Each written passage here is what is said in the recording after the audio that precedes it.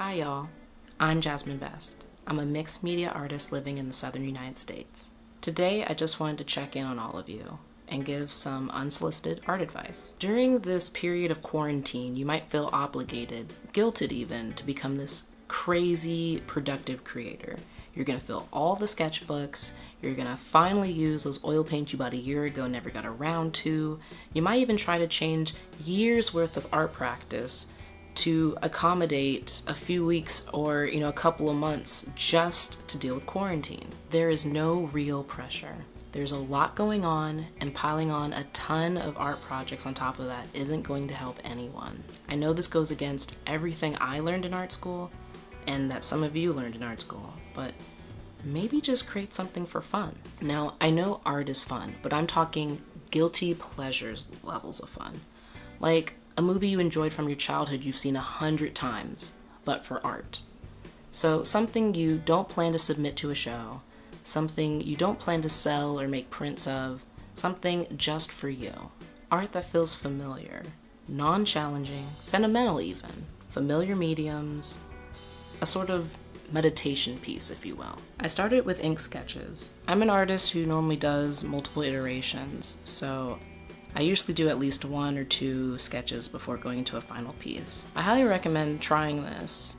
Even if you're an artist who doesn't like to do sketches beforehand, I recommend it just as part of the meditation process. Do as many sketches as you want.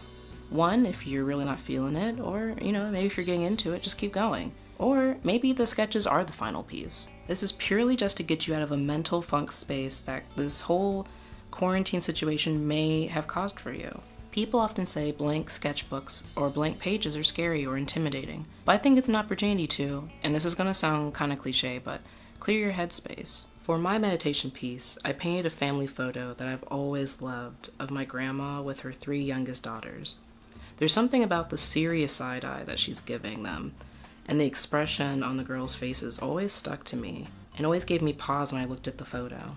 My mom is the little one on the far left, and she looks so much like my little sister did at that age. Or I guess I should say my little sister looks so much like her at that age when they were both at that age. But the expression is very much of my mom, and it makes me smile looking at it. I knew it would be a fun photo to use as a reference, and if I liked how it looked at the end, I had a new piece to hang in my home just for me. And bonus, I could use one of my favorite mediums, ink. I chose to recreate this family photograph because I've been thinking a lot about my family's well-being during this time, especially my grandmother, who I can't visit during this time. And I'm an artist who often pulls a lot from influential maternal figures in my work, and so she was on my mind, and I had yet to draw her or paint her.